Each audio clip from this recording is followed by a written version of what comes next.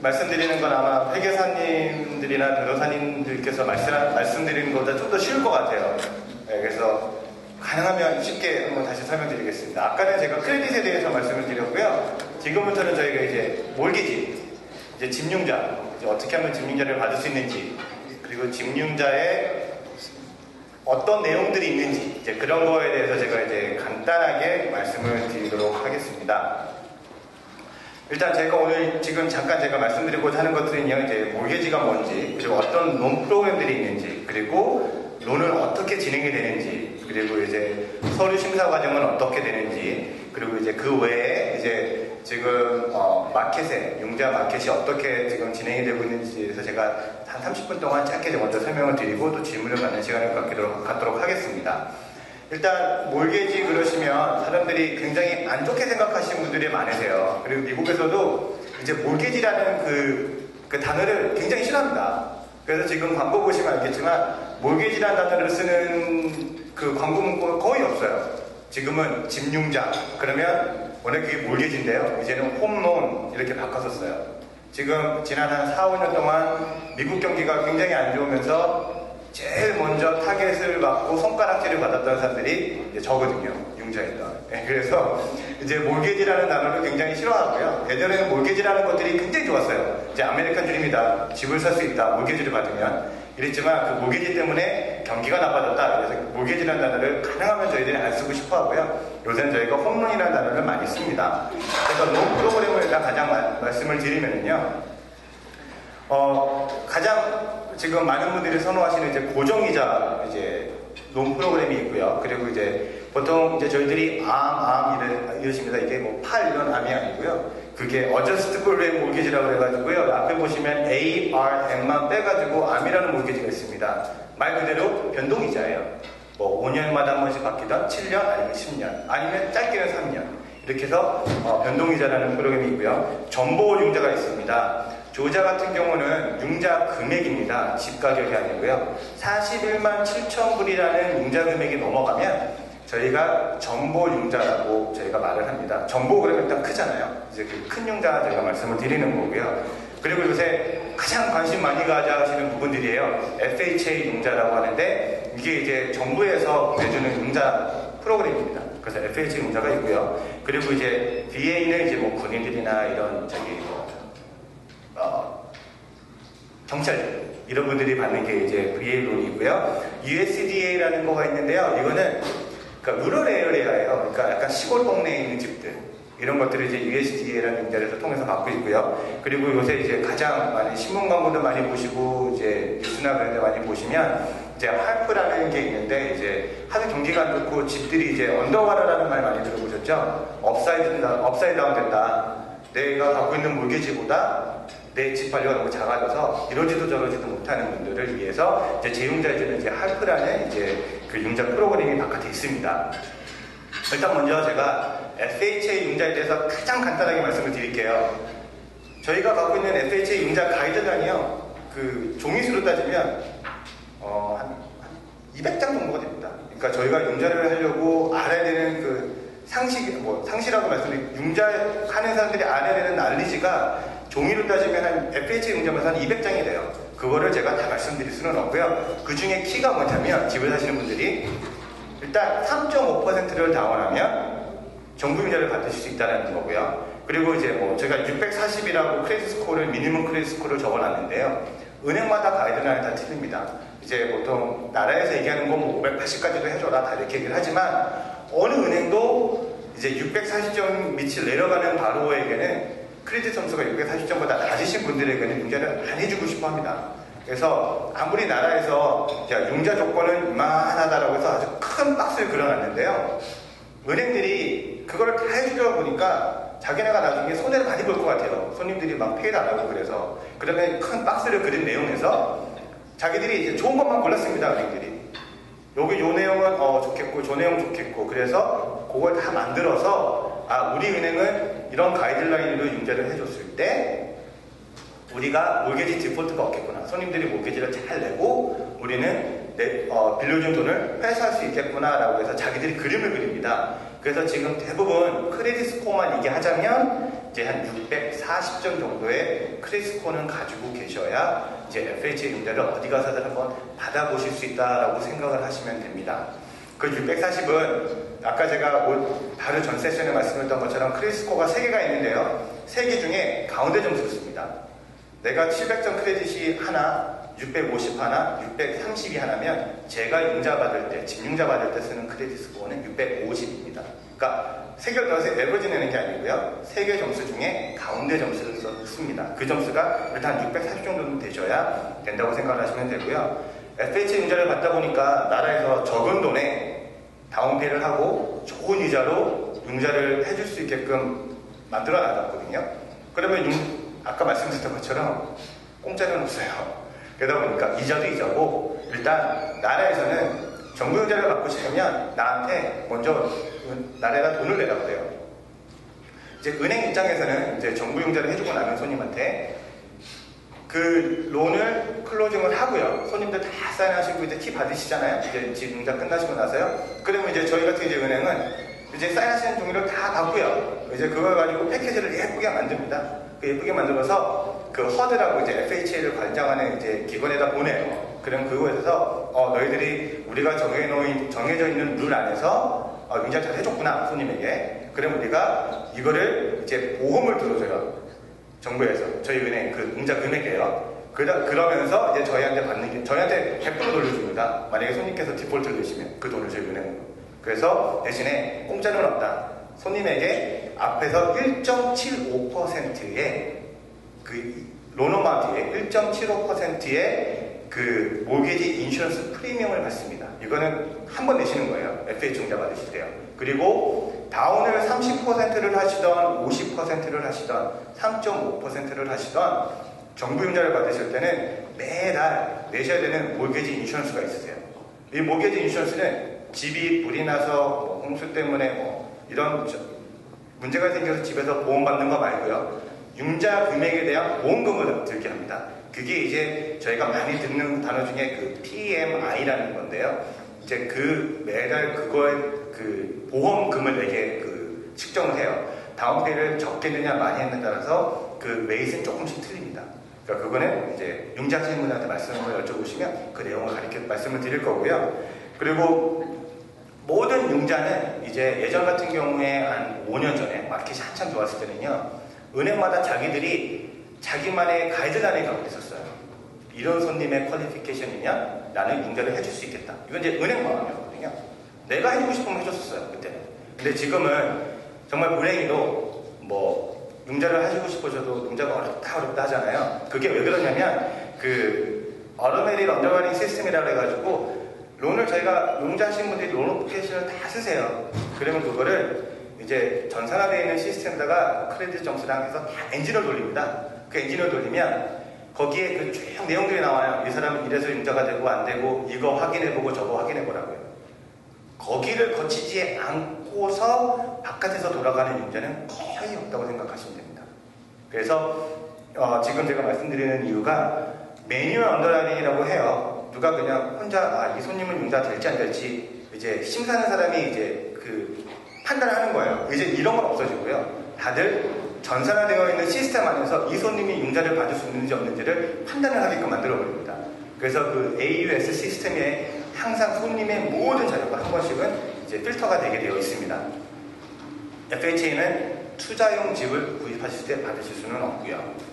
이제 그게 이제 FHA 융자의 가장 그 기본적인 핵심이었고요. 그리고 FHA 융자 같은 경우는 두 개의 론을 가지고 계실 수가 거의 없다고 보시면 됩니다. 내가 지금 집을 FHA 융자로 갖고 있는데 집 다른 분들도 사고 싶어요. 그래서 또 정부 융자를 신청하시고 싶으신 분들은 내가 왜 또 FHA 융자를 받아야 되는지 정말 합당한 이유가 있으셔야 돼요.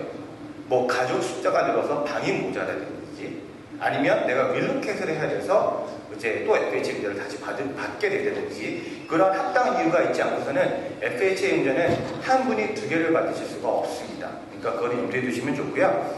그리고 요새 그 굉장히 유명해진 기관이 있습니다. 미국에 그 FHA 뭐 허드 여기 말고 가장 유명해진 기관이 이제 뭐 페니메, 뭐 프레디메 이런 데가 또 굉장히 유명해졌는데요. 예전에 한국 분들한테 뭐 페니메가 있고 프레드맥이 있습니다. 그러면은 걔네들은 뭐 하는데요? 이렇게 물으세요. 그럼 가장 쉽게 말씀을 드리자고 하면 그냥 한국의 주택은행이 있잖아요. 약간 그런 개념이라고 생각을 하시면 돼요. 그 친구들이 뭐를 하냐면 자기네들이 정부 융자처럼 똑같이 가이드라인을 만들어요. 그러면 걔네들이 이제 저희가 융자를 합니다. 그 페니메 가이드라인에 맞춰서 융자를 해주고 나면 그 페니메에서 이제 또 융자를 사게생합니다. 똑같이. 하지만 이 페니메는 자기네가 사가지간 논에서 디폴트가 난다고 저희 은행에다가 돈을 돌려주거나 그러지는 않습니다. 그래서 은행들이 지금 FHA 융자를 좋아하는 이유가요. 지금 은행들이 보호를 받을 수 있기 때문에 그렇고, 그리고 손님들도 다운페이를 적게 하실 수 있다는 장점이 있고요. 그래서 페니메나 프레디맥이 지금 여러분들에게 드리는 융자를 저희가 컨벤셔널 론이라고 말씀을 드려요. 지금 앞에서 보시는 스크린에 보시면 저희가 41만 7천 불까지 된다라고 말씀을 드렸는데요. 그거는 조자만 그렇습니다. 각 미국에 있는 주마다요, 론 리밋이 틀려요. 조자 같은 경우는 41만 7천 불만 해줘도 굉장히 충분한 론 어마운트라고 생각을 하기 때문에 41만 7천 불이고요. 뭐 캘리포니아나 버지니아 뭐 이렇게 좀 비싼 동네들 있잖아요, 집들이요. 그런 데는 컨포밍 론 어마운트가 65만 불까지도 올라갑니다. 그러니까 이제 어느 스테이트에서 융자를 받으시냐에 따라서 그 론 리밋에는 좀 차이가 있고요. 지금 보시는 도표를 보시면 좀 어려운 말들이 많아요. 뭐 LTV라는 게 가운데 이렇게 있고요. 뭐 CLTV 있고, 뭐 미니멈 크레딧 스코어 있고, 뭐 이제 뭐 프라퍼리 타입이 있고, 뭐 이런 것들이 있는데, 컨벤셔널 론은요 95%까지 되신다고 생각하시면 돼요. 아까 FHA는 3.5%라고 말씀드렸잖아요. 다운페이가. 그런데 컨벤셔널 론 같은 경우는 5%를 다운을 하셔야 됩니다. 그러면 적어도 5%의 다운페이를 하시면 일단 컨벤셔널 론을 받으실 수가 있습니다. 물론 미국에서 20%를 다운하지 않고 컨벤셔널 론을 융자를 받으실 경우에는 아까 제가 FHA에서 그 PMI라고 해서 모기지 인슈런스 낸다고 말씀드렸잖아요. 그것처럼 컨벤셔널 론도 그 PMI를 꼭 내셔야 됩니다. 20%를 다운을 안 하실 경우에는요. 근데 컨벤셔널 론은 20%를 다운하면 안 내셔도 돼요. 근데 FHA는 20% 이상을 다운하셔도 꼭 내셔야 됩니다. 예, 그 차이가 있습니다. 그리고 뭐 인베스트먼트 프로퍼리 사실 때도 가능하시고요. 한 20%의 돈을 다운하시면 크레딧 스코어가 620점만 되시면 이제 투자용 집도 구입을 하실 수가 있습니다. 그리고 non conforming 뭐 정보 하이 밸런스 모기지 뭐 이런 것들이 있는데요. 조지아에서는 이런 론 프로그램들이 많이 이제 사용되어지고 있지 않기 때문에 제가 더 자세한 말씀 드리지 않도록 하겠습니다. 잘 보이시는지 모르겠는데요. 이제 융자 신청하러 가시면 이게 그냥 심플 아주 간단한 그 융자 과정을 제가 말씀을 드리는 거예요. 이제 다른 대부분 오셨을 때 생각하실 때 융자는 어떻게 되는 거지? 융자는 내가 오늘 융자는 사람을 만났는데 그 클로징 갈 때까지 어떤 과정이 이제 진행이 되는지에 대해서 이렇게 차트를 잠깐 해서 설명을 드리려고 하는데요. 먼저 이제 당연히 집이 없으면 융자를 저희가 할 수가 없겠죠. 그래서 일단 집 계약을 하셔야 되고요. 요새는 집 계약하시려고 이제 여기 부동산 분들께 전화를 드리면 융자 나오세요? 라는 질문을 굉장히 많이 받으셨을 거예요. 그래서 융자 안 나오시면 이제 집을 보셔도 집을 살 수가 없기 때문에 그래서 일단 무조건 제일 먼저는 이제 융자하시는 은행이나 융자하시는 분들을 찾아가셔서 내가 융자가 되는지에 대해서 먼저 알아보시는 게 제일 먼저시고요. 그 다음에 이제 융자가 된다고 하면 나는 융자를 얼마까지 받을 수 있는지 확인하시고 그거에 맞는 이제 집을 찾아서 계약을 하시면 됩니다. 그래서 집을 찾아서 계약을 하시면 이제 융자하시는 뭐 분들이나 은행을 통해서 이제 융자 신청서를 이제 접수하게 되죠. 그게 저희가 이렇게 론 어플리케이션을 쓰게 되시는 겁니다. 그래서 이제 론 어플리케이션을 쓰시면 이제 저희가 이제 은행들이 이제 하는 일들이 뭐냐면 융자하시는 분들이 이제 프로세싱이라는 걸 해요. 저 과정들이 어떻게 되냐면 이제 직감정을 오더하게 되고요. 그리고 크레딧 그 신용이 어떻게 되시는지 저희가 이제 확인하게 되고요. 그리고 일하시는데 그 인컴 저희가 그 세금 보고를 어떻게 하셨는지 그걸 보게 되고요. 그리고 다운페이를 3.5%를 하시던 20%를 하시던 그 돈이 어디서 오는지 그 출처를 저희가 확인하게 됩니다. 그리고 뭐 셋업 에스크로라고 하는데요. 저 에스크로는 조자 같은 경우는 에스크로 스테이지 아니기 때문에 그 에스크로 셋업하지 않고요. 클로징 가실 때까지 그 돈은 이제 손님께서 들고 계십니다. 이제 뭐 캘리포니아 같은 경우는 뭐 이제 에스크로 스테이지라고 좀 그 돈을 오고 가는 과정이 좀 틀리긴 하지만 조지아에서는 해당이 안 되고요. 그래서 저런 모든 서류들을 저희가 종합해서 이제 저희가 크레딧 패키지를 만들면 그 크레딧 패키지를 이제 언더라이너라고 하는 그 융자 심사하는 직원들이 융자 심사를 합니다. 그 융자 심사를 해서 이제 서류를 쭉 보고 이 손님이 융자가 되는지 안 되는지 최종 판단을 내주고요. 융자가 된다고 하면 그 외에 부가 서류가 어떤 것들이 들어와야 이 융자가 끝나는지에 대해서 이제 저희들에게 리스트를 줍니다. 그럼 그 리스트를 가지고 손님에게 서류도 받고 저희가 변호사님들이나 아니면은 감정하시는 분들, 그 여러 이제 기관들에게 저희가 필요한 인포메이션을 받아보게 돼서 이제 손님께서는 나중에 클로징 하시는 날 이제 변호사분 사무실에 가셔서 이제 클로징을 하시게 되시는 거고요. 조제 같은 경우는 이게 어토니 스테이트입니다. 그 스테이트마다 또 틀린 게 뭐냐면 어느 그 스테이트에서 융자를 하시냐에 따라서 변호사 앞에서 사인을 하실 수도 있고요. 그렇지 않으실 때도 있으세요. 그러니까 조자 같은 경우는 꼭 변호사분 앞에서 융자 클로징을 하셔야만 되는 스테이트입니다. 그렇게 아시면은 이제 되실 것 같고요. 아까 뭐 말씀드렸었지만 이제 크레딧에 대해서 다시 한번 짧게 말씀을 드릴게요. 지금 저희가 받는 문의 중에 가장 많은 문의가 어떤 부분이냐면 제가 뱅크럽시를 했습니다. 그리고 제가 포크로저를 했는데요. 그리고 제가 집을 숄세를 했고요. 뭐 집을 모디피케이션을 했습니다. 근데 제가 집을 살 수 있을까요? 라는 질문을 굉장히 많이 받습니다. 아까 제가 말씀드렸던 것처럼 융자는 지금 크게 구분지어서 컨벤셔널 론이라는 게 있고요. FHA 융자라는 게 있습니다. 컨벤셔널 론 같은 경우는 차트를 보시면 알겠지만 그 뱅크럽시 하신 이후로 4년을 기다리셔야 융자가 나오고요. FHC는 2년을 기다리시면 됩니다. 그리고 포클로저 같은 경우는 7년, 그리고 숄셀 같은 경우는 2년에 20%를 다운하시고요. 4년이 있으신 경우는 90%만 다운하셔도 됩니다. 그리고 모디피케이션 하신 분들은 2년이 지나셔야 융자 심사가 가능하시고요. FHA는 말씀드렸던 것처럼 뱅크럽시는 2년이고요. 포클로저는 만약에 내가 3년을 기다리면 다운페이에 전혀 영향이 없습니다. 3년을 다운하시면 90%, 10% 당면을, 3년을 기다리시고 7년까지는 10% 다운하셔야 되고요. 7년이 넘으시면 3.5% 다운하시고 융자를 받으실 수가 있습니다. 그리고 모디피케이션 하신 분들은 3년이나 4년이 지나셔야 FH 융자가 가능하시고요. 그리고 중요한 건 내가 뱅크럽시를 오늘 파일링 했다고 해서 그날짜로 계산되는 게 아니고요. 모든 서류가 마무리해서 디스차지된 날짜로 저희가 이 연도수를 계산을 합니다. 그러니까 지금 저희가 풀이나 나눠드렸으니까요. 만약에 여기 계신 분들 중에 내가 여기 해당 사항이 있다고 하시는 분들은 잘 보시고 이제 상담을 시작하시거나 집을 찾으시려고 준비하셔도 좋을 것 같습니다. 근데 한 가지 꼭 기억해 두셔야 되는 부분들이 뭐냐면 뱅크럽시를 하시고 포클로저를 하시고 숄셀 하신 분들이 그 다음이 문제예요. 아까 그 2년이라고 4년이라고 이렇게 도표를 보시면 연도수가 나와 있는데요. 이 기간 동안에 크레딧을 다시 만드셔야 돼요. 그냥 내가 오늘 뱅크럽시 했다고 가만히 기다렸다가 2년 후에 집을 수 있냐? 그거는 아니에요.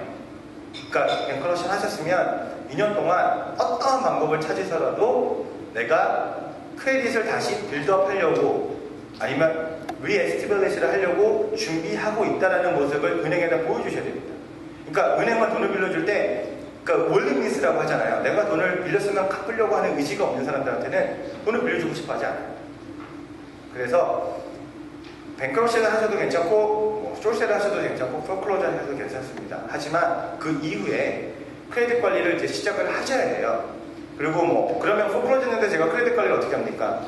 뱅크 아메리카나 이런 데 가시면 그 시큐어 크레딧 카드 이렇게 500불, 1000불 당하시고 크레딧 카드 만드실 수 있거든요. 그래서 이제 그런 거 만드셔서 쓰시고 갚으시면서 내가 그 크레딧을 이제 관리할 준비가 됐고 잘 해왔다라는 걸 이제 보여주셔야 돼요. 그래서 그것만 잘 해주신다고 하시면 이 기간 이후에는 저희가 융자를 손님께서 받으실 수 있다고 생각을 하시면 됩니다. 그리고 이제 뱅크럽시 13 하신 분들은 조금 예외가 있는데요. 디스차지 된 지 2년을 기다리셔야 되고요. 그리고 디스미스를 만약에 하시겠다고 하면 4년 있다가 융자를 받으실 수가 있습니다. 왜냐면 지금 요새 제가 많이 보는 케이스가 뱅크럽시 7, 챕터 7은 많은데 13은 거의 보는 경우가 없고요. 그래서 그냥 간단하게 밑에다 적어놨습니다. 융자 하면은 굉장히 어려울 것 같은데요. 융자할 때 가장 중요한 3가지 사항들이 있습니다. 융자 하시는 분들께서 은행이나 찾아가시면 이제 아까 말씀드렸던 것처럼 론 어플리케이션을 쓰세요. 이제 신청 서류를 작성하시는데요. 신청 서류에는 내 개인적인 인적사항, 내 개인적인 퍼스널 인포메이션을 적게 되시고요. 그 다음에 내가 일하는 곳, 그리고 내가 벌고 있는 인컴, 그리고 그 다음에 크레딧, 그 다음에 내 돈. 크레딧을 보면 이 사람이 빚을 얼마나 갖고 있는지 볼 수가 있고요. 그리고 아까 돈 말씀드렸던 것처럼 디파짓이랑 내가 얼마나 돈을 잘 세이빙을 해보고 왔는지 그런 모습을 보여주시는 거거든요. 결국에 저희가 융자가 어렵다 해도요, 결국엔 그 세 가지 정도입니다. 인컴하고 인플로이먼 하고요. 그리고 지금 크레딧, 그리고 이제 돈, 에셋이에요. 그 세 가지만 잘 준비를 하신다 보면 누구든지 융자는 받으실 수가 있습니다. 그래서 저희가 인컴을 볼 때는요, 이분이 얼마나 안정적으로 이 직장을 계속 다닐 수 있으며 우리가 내준 융자를 페이할 수 있는 능력이 되는지를 보는 거예요. 그래서 가장 기본적으로 물론 그 융자라는 거는 저희가 가장 싫어하는 단어 중에 하나가 뭐냐면 융자하시는 분들이 익셉션이에요. 왜냐면 익셉션이라는 얘기는 일단 해봐야 하는 거거든요. 근데 기존적으로 일단 내가 집을 살려고 했을 때 내가 어떤 조건을 가져야 되냐고 생각했을 때 인컴이나 인플로이먼 쪽에서 생각을 하시면 그쪽에서는 내가 2년을 일을 했는지 최근에 그리고 내가 인컴 보고를 잘 하고 있는지를 보시면 돼요. 그 인컴 보고를 하시는 게 그 이제 저희가 말하는 뭐 데트 인컴 레이쇼 이런 여러 가지 내용들이 있는데 쉽게 생각해서 내가 자녀가 있고 디펜던트가 많으면 많을수록 텍스를 덜 띱니다. 페이책 받으실 때요. 예를 들어서 뭐 셀프 인플로이 좀 틀리시겠지만 그러면 내가 그로스 인컴, 한 달에 버는 인컴하고 내 크레딧 리포트에 나와 있는 그 내야 되는 매달 내가 꼭 내야 하는 금액들이 있습니다. 자동차 페이, 크레딧 카드 썼으면 크레딧 카드 그 밸런스를 다 갚는 게 아니고요. 미니멈 페이먼이 있어요. 그러니까 크레딧 리포트에 나와 있는 내 매달 내야 되는 빚 그리고 내가 집을 새로 샀을 때 집 페이먼트를 합쳐가지고요. 여러분들이 지금 내가 벌고 있는 인컴의 50% 미만이라고 하면 내가 5,000불을 벌었는데 5,000불을 벌고 있는데 이제 텍스 전입니다. 텍스 전에 5,000불을 벌고 있는데 집 페이먼트하고 그리고 내가 내고 있는 모든 빚의 페이먼트가 2,500불 미만이시면 나는 융자를 한번 받아볼 수 있다라고 생각을 하시면 됩니다. 물론 45%, 50%에 따라서 이제 선택하셔야 되는 이제 폭이 좀 좁아지긴 하겠지만 일단 기본적으로 50% 미만이시면 한번 내가 융자를 한번 집을 사볼까? 라고 생각을 하시고 융자 신청을 하실 수 있다라고 생각을 하시면 됩니다. 그리고 셀러리 바로워 같은 경우는요, 은행들이 가장 많이 보는 경우가 최근 30일 그 회사에서 주는 그 페이스톱이라는 게 있죠. 페이스톱 받으셔야 되고요. 2년치 W2 보여주셔야 되고요. 그리고 저희가 융자하기 전에 회사에다가 이분이 저희한테 서류를 이렇게 보내주셨는데 그 서류 내용이 다 맞습니까? 라고 해서 다시 한번 그 BOE를 받습니다. 그래서 이제 그게 뭐냐면 그 회사에서 여러분들이 그 증명서류를 받는 거예요. 그 손님께서 주신 서류를 가지고요. 그런 것들이 필요하고요. 이제 자영업 하시는 분, 셀프 인플로이 같은 경우는 지난 2년치 인컴을 보고요. 저희가 에버리지를 씁니다. 요새 집을 사시려고 1년 전에는 한 5만 불의 인컴을 보고 하시다가 이제 집 마음에 드는 게 있어서 퀄리파이를 받으려고 갔더니 한 8만 불을 인컴을 보고를 해야 된대요. 그러면은 인컴이 5만 불에서 8만 불로 확 뛰었거든요. 그러면 저희가 8만 불의 인컴을 잡아드릴 수가 없어요. 물론 은행마다 틀립니다. 근데 대부분의 은행들이 월시트 케이스로 가기 때문에 5만 불과 8만 불에 대한 인컴을 에버리지해서 쓰셔야 된다고 생각을 하시면 됩니다. 그러니까 그러신 분들은 일단 먼저 융자를 받고 싶은 그 은행이나 찾아가셔서 이제 좀 상담을 좀 해보시고요. 그러고 나서 집을 보셔도 늦지 않으실 것 같습니다. 그리고 이제 다른 인컴들이 이제 뭐 보너스나 뭐 커미션 뭐 이런 것들 이제 뭐 리타이어드 뭐 펜션 같은 경우 그리고 소셜시큐리티 베네핏 받으시는 분들이 계십니다. 이런 거 저희 다 인컴 쓸 수 있거든요. 그러니까 다 그 증명서를 보여주시면 괜찮으실 것 같고요. 크레딧 죄송합니다. 그리고 에셋이에요. 한국 분들 정말 어려워요. 융자할 때 인컴 됐고 크레딧 다 돼서 이제 융자서로 진행하다 있다 보니까요. 다운페이를 보여줘야 되는데 그 침대 밑에 나갔던 캐시 그리고 갯돈 출처가 없는 돈들이 정말 많습니다. 그리고 이제 정말 미안하지만 제 친한 친구 중에 한 명은 집을 산다고 해서 이제 융자를 해주려고 갔는데요. 장사를 합니다. 장사를 해가지고 이틀에 한 번씩 캐시로 400불, 500불씩 은행에다 넣는 거예요. 그래서 이거 왜 이렇게 디파트 하지 말지 넣니? 그랬더니 장사하는 사람이 한 달에 하루에 뭐 좀 현금 좀 들어오면 은행에다 넣을 수 있지 그거 왜 못 넣어? 못 넣습니다. 그거 넣으시면요 저희가 다 베리파이 해요. 근데 캐시는요 저희가 증명할 수 있는 방법이 없어요. 그러니까 캐시를 들고 계신 분들은 빨리 은행에다 넣으셔야 돼요. 융자 받기 전에. 예? 이제 융자 오셔서 제일 이제 황당한 경우들이 은행 스텝만 갖다 보여달라고 하거든요. 그게 2,000불 이렇게 은행에 이렇게 넣어놓고 계세요. 근데 다운페이 한 10만 불 하신대요. 어디서 10만 불이 오죠? 그러면 저기 한국에서도 오고 뭐 그럼 참 좋아요. 근데 저기 침대 밑에 좀 넣어놨고요. 이렇게 말씀하세요. 그러면 그 침대 있는 돈은 그거 어떡하죠? 저희 정말 그런 경우는 많거든요. 한국 분들 그 갯돈은 어디서 나오는 돈인지 미국 사람들은 절대 못합니다. 네, 그래서 그냥 상식적으로 융자는 그냥 내 상식에 이게 다른 사람한테 내가 이렇게 설명을 했을 때 이 사람이 내가 하는 얘기를 알아들을 수 있을까? 라고 본인 스스로에게 되물으시면서 은행이랑 얘기를 하시면 돼요. 그러면 대화가 굉장히 쉬워요. 근데 내가 이해했으니까 너도 이해해라 이러고 얘기를 하시면 그 친구들이 이해를 못해요. 그러니까 저희들이 이제 가장 어려운 부분들이 그거예요. 한국 분들은 아니 내가 내 돈 주고 집 산다는데 이렇게 들어오신단 말이에요. 그러면 압니다. 돈이 쓰는 거 아는데 미국 애들이 이해를 못해요. 가이드라인은 저희가 만든 게 아니고요. 미국 애들이 만들어놨어요. 그럼 자기들 상식 내에서 만드는 거거든요. 그 상식 안에 여러분들이 스스로 되물으셔야 돼요.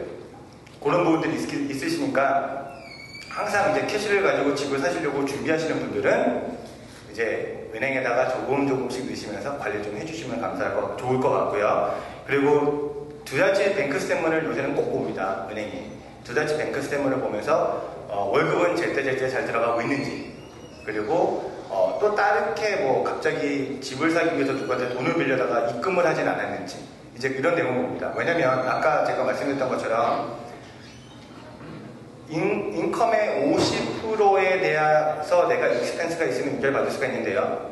그거는 이제 저희가 쉽게 얘기하는 크레딧 리포트에 나와 있는 빛이었어요. 근데 손님이 집을 사기 위해서 아시는 분들이나 친인척들에게 10만 불, 5만 불에 대한 돈을 빌려오실 수 있단 말이에요. 그러면 그분들은 그게 크레딧 리포트에 나와 있지 않지만 나는 그 손님 그거 갚아야 돼요.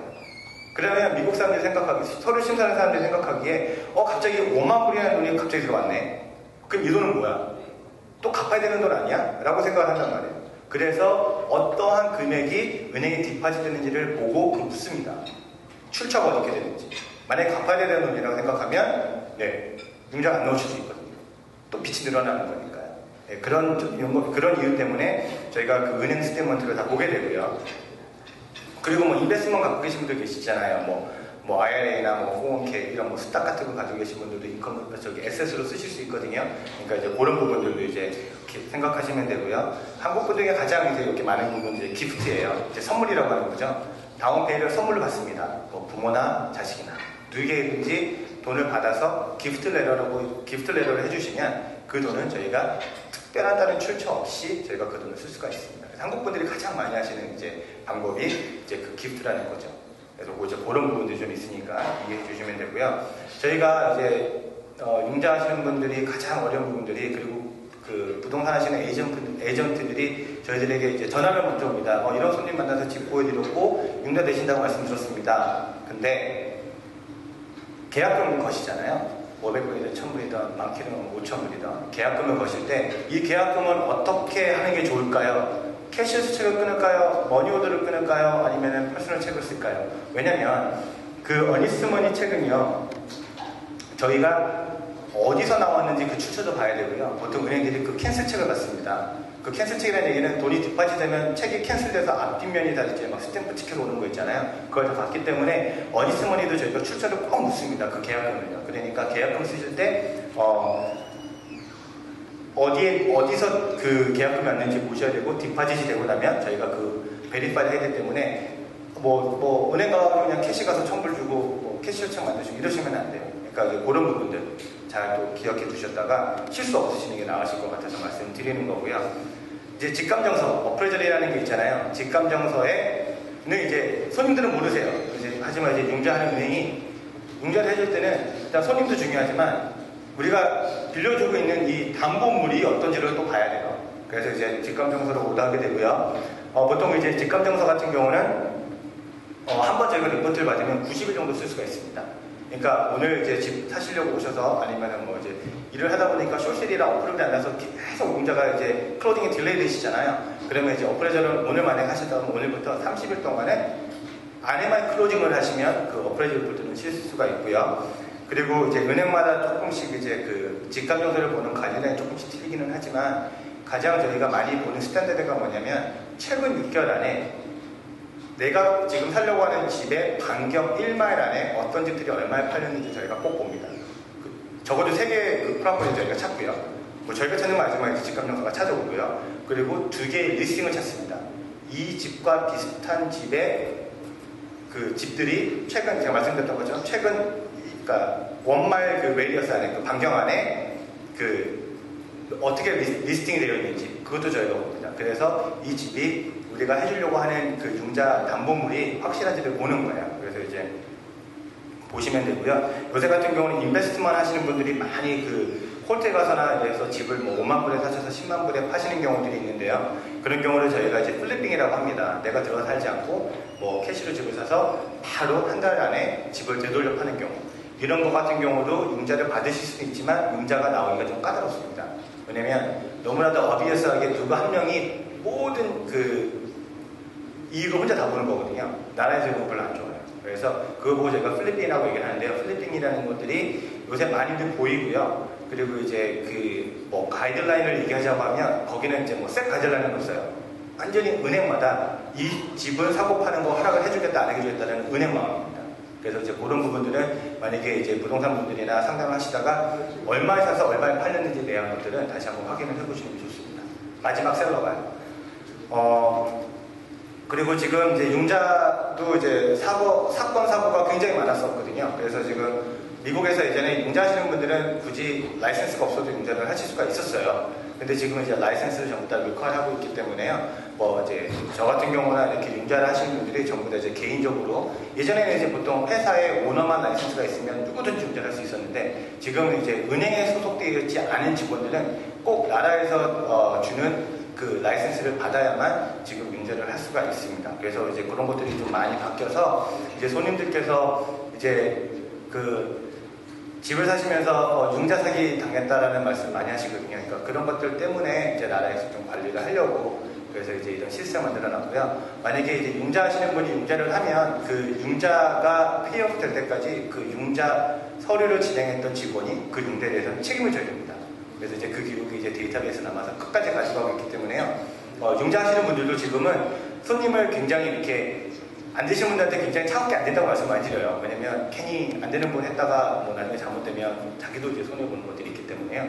그러니까 그렇게 하시는 뭐 그런 좀 반응을 받았다고 해서 뭐 가슴에 상처를 받거나 이제 그러지 않으셔도 될 것 같습니다.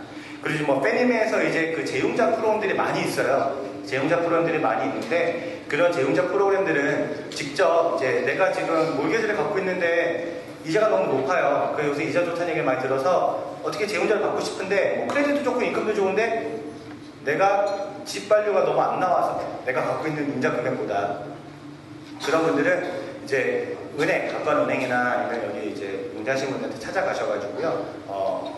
내가 재융자를 하고 싶습니다. 뭐 정부에서 혜택받을 수 있는 조건, 뭐 그런 융자 프로그램 없나요? 물어보시면 지금은 융자 받을 수 있는 조건들이 굉장히 좋으십니다. 옛날 같은 경우는 뭐 내가 갖고 있는 집이 10만 불짜리 반려밖에 안 되는데 뭐 융자 금액이 12만 불이었으면 융자 안 나오고 있거든요. 근데 지금 융자하실 수 있으세요. 좋은 이자래요. 그러니까 모기지 페이먼트 늦지 않으신 분들 그리고 인컴 보고 잘 하시는 분들은 재융자도 가능하시니까요. 지금 이자가 굉장히 낮고 좋으니까 그 부분에 대해서 이렇게 테이크 어드밴티지 하실 수 있으신 분들이 있으시면 이렇게 꼭 가서 하시면 좋을 것 같습니다. 그래서 제가 그 나머지 것들에 대해서 이렇게 뭐 말씀을 드리려고 했는데 재융자에 대해서는 제가 오늘 구체적으로 말씀을 드리려고 하지는 않고요. 그런 부분들은 이제 융자하시는 분한테 문의하시면 좋을 것 같고 제가 지금 말씀드렸던 내용들은 일단 그 몰기지 어렵지 않고요. 가장 먼저 생각하셔야 되는 건 내가 텍스 보고하고 있는 금액에 매달 금액에 내 빚이 얼마인지 정확히 계산해 보시고 50%만 넘지 않는다고 하면 내가 집을 살 수 있겠구나라고 생각하시고 이제 문의를 하시거나 집을 찾아보셔도 괜찮다라고 말씀을 드리겠습니다. 혹시 궁금하신 거 있으시면 제가 시간이 많은 내용을 말씀드려야 되는 시간이 너무 짧아서 말을 굉장히 빨리 했어요. 그래서 뭐 질문 있으시면 하셔도 괜찮고요. 질문 없으시면 한국세법은 받는 사람이 내게 돼 있다고 그랬죠. 아까 우리 이경준 회계사가. 근데 여기서 받으신 분이 미국 시민이시면요. 기부투택스를 내지는 않으세요. 그리고 그런데 중요한 거는 그 받은 액수에 따라서 한 해 동안 10만 불 이상을 외국으로부터 미국에 거주하시는 분이 받으셨으면 한 해 동안 그것을 보고는 해주셔야 돼요. 보고 안 해주시면 나중에 혹시 밝혀지면 벌금이 좀 심하니까. 그죠? 됐나요? 그래서 한국에서 재산을 기프트로 받으신 경우에는 기프트 텍스에 대해서는 그렇게 걱정하지 마시고. 예. 네. 만약에 기프트를 줬을 경우는 저기 그 준 사람에 대한 그 세금과 출처는 안 따지나요? 저희 같은 경우 만약 몰개지 쪽에서 여쭤보시는 거면요 출처를 봅니다. 그러니까 출처라는 게 단 뭐 복잡한 건 아니고요. 그러니까 저희가 그 아까 처음에 말씀드렸던 것처럼 내 돈을 누구에게 줘서 그에 돌려오는 것처럼 보이면 안 돼요. 대신에 그분이 은행에 그만큼의 그 디파짓이 있으셨고 잔금이 있으셨던 분이 나한테 뭐 10,000불 있으셨던 분이 5,000불을 이렇게 주시는 경우는 괜찮습니다. 예. 하지만 그 뱅크 스테이트먼을 저희가 받아봐야 됩니다. 그 도너의 뱅크 스테이트먼을 받아봐야 되는데요. 갑자기 5,000불이라는 돈이 들어갔다가 5,000불이 나오는 게 보이면 그건 문제가 됩니다. 네.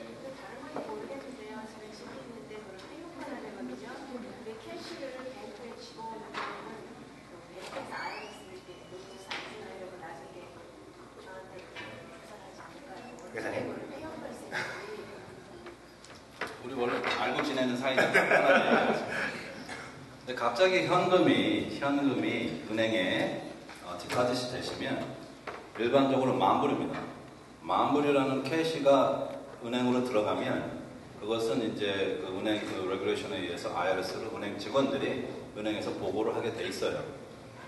그래서 이제 우리가 IRS에 가서 본인들이 소셜스큐리티 넘버를 주고 본인들 소셜스큐리티 넘버를 탁 치면 첫 번째 나타나는 스크린에 항상 이분이 10,000불 이상이 입금이 됐던 내용들이 보고가 먼저 뜹니다.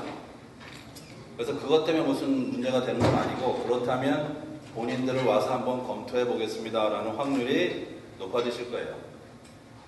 그리고 중요하실 거는 그래서 10,000불 미만만 내가 디파짓을 해야지 하고 또 현명하게들 생각을 하시고 오늘 9,000불, 내일 뭐 1,000불 뭐 이런 식으로 계속해서 하시면 은행 직원이 판단할 때 이거 수상하다. 그러면 본인들 동의 없이 역시 또 보고 들어갑니다. 그러니까 잘 생각하셔서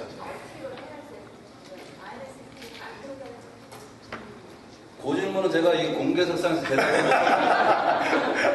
위험합니다. 개인적으로. 다른 은행으로 디파짓 하는 건 어떻게 돼요? 못한다니까요, 그 대답은. 그러니까 1년에 기부할 수 있는 한도 내에서 한다 할 때도 본인도 재응복을 해야 되고 서진에서 재응복을 해야 되니까 네, 그것은 그렇지 않습니다. 지금 요 말씀하신 개념을 혼돈하시는 분들이 있어요. 우리가 그러면 일반 생활을 하면서 작은 돈들을 그냥 주는 경우들이 많아요. 그런데 그 작은 돈을 주는 경우까지 기프트 텍스를 계산하는 1밀리언이다 또는 상속세까지 관련된 5밀리언이다 계산할 때는 작은 돈까지 일일이 넣는 거는 너무 복잡해지죠, 우리 인생이. 그렇죠? 그래서 IRS는 자녀뿐만이 아니라 나랑 전혀 관계없는 사람도 상관없어요. 상관없습니다. 그런 사람일 경우에 1년에 매년 조금씩 올라가는데 annual exemption amount라고 그래서 아마 지금 12,000 얼마일 겁니다. 12,000불 정도까지를 누구한테나 주는 것은 이 기프트랑 상관없이 처리를 해줘요. 아마 이제 우리 이 몰개지 쪽에서는 그것도 이제 기프트로 처리하지만 세법상에서는 어떤 한 분한테 한 해에 부부 각자가 줄 수 있는 돈 12,000불, 이건 매년 조금씩 달라지는 데까지는 기프트 텍스랑 상관없이 주셔도 됩니다. 세금이랑 상관없어요. 됐나요? 그래서 한 해로 내가 자녀가 2분이 있고요. 그 다음에 우리니까 같이 그냥. 네. 자녀가 2분이 있고요. 부부가 둘이면 그게 12,000불이라고 그러면 한 해에 기프트 텍스랑 전혀 상관없이 줄 수 있는 돈이 얼마까지 될까요? 이따가 제가 티켓 하나 드릴게요. 그렇죠?